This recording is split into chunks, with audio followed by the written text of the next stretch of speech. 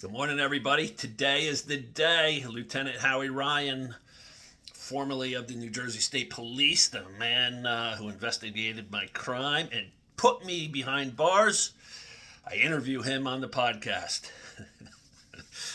Going behind bars saved my life. It really did. I needed that time away from everyone and everything and substances and just to come to terms with my abuse and what I did and uh, to decide whether I wanted to live or die, basically, is what it came down to. And if I wanted to live, I had to take my life in a new direction. And that I've done and continue to try to do. So Howie's very open on his thoughts upon meeting me and upon my crime and upon Dennis Pegg, and he shares openly, and we talk about his career also and the trauma he's faced by seeing death and destruction for 30 years as a crime scene investigator. So it's a great interview. So 7 a.m., half hour from now, it'll be up and rocking and rolling. I reached out yesterday to the prosecutor in my case, Greg Mueller, and asked if he would be on the show, and he agreed. So I am booked through into August. So I am going to interview him in August, and that'll be interesting. Greg was a representative of the state of New Jersey, and he had a job to do, just like Howie did. And we'll see if he was conflicted at all with my case. And he also wants to talk about how different times were back then, and how cases like mine, abuse cases, were handled versus how they're handled now. So we'll go into that, and that I'm really looking forward to. I think there'll be a lot of insight into their viewpoint of handling a case like mine. And not everybody was on board with the way Greg handled it. So we'll hear about that too. So it'll be great.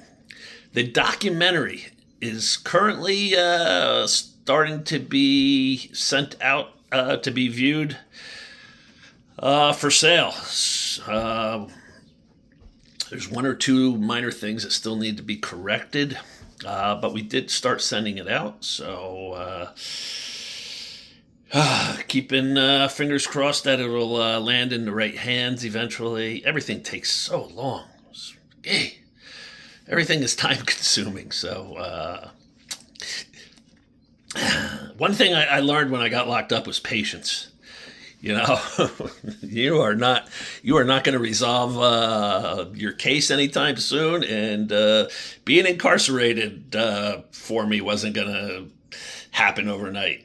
So that's carried over to these projects. It'll be 3 years this summer that I started the documentary, when I signed the contract. So things take time. The book, we're working on trying to get the right book title. And so we're at the finish line for that. The book, realistically, with cover design, page design, fonts, it still has to go through the legal process. Since there was a murder, that has to be thoroughly dissected. So we're looking at spring of 25 for the book. That's the realistic time frame, not time zone, time frame. So. And I had on, I did yesterday podcast with Steve Cedarquist. He was the guy on the Flip or Flop show on HGTV who would actually do the home remodeling. He was the bald-headed guy. As soon as you see his face, you'll know who he is, if you've ever watched those shows. When I was locked up, I loved HGTV, that channel. Like, it just took me out of my environment, and I loved it. I just soaked up all those shows. And so Steve came on. And, here's a guy on TV, on a hit show, doing home remodeling. And you must think, wow, Steve must have had a real cushy life. Steve's story is amazing. Parents divorced when he was a little kid, 2 years old. Mother was an alcoholic.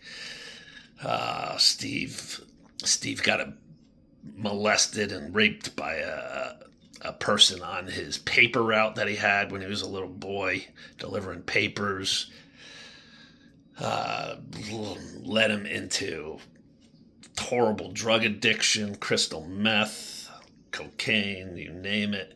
He got involved in a gang out in California and was running with them in and out of jail, in and out of prison. And he had an event when he was locked up that changed his life. And he decided, like I did while locked up, I'm going in a new direction. And he took his life in a new direction, and years down the road, boom, he's on TV.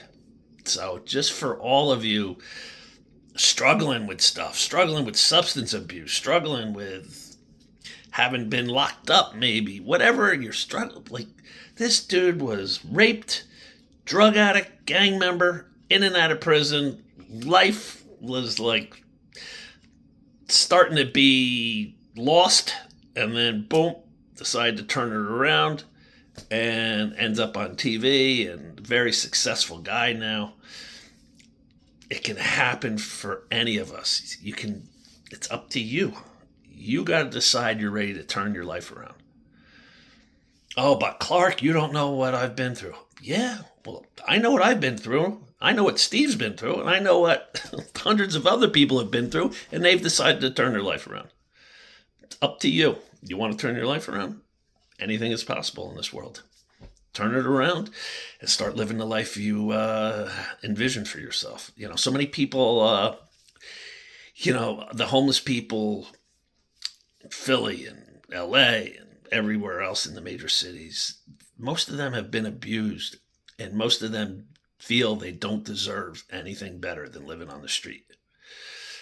They don't feel they deserve anything better than drug addiction, prostituting, and living on the street.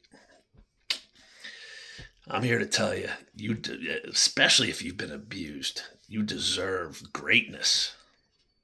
You've experienced horror, and now you deserve greatness.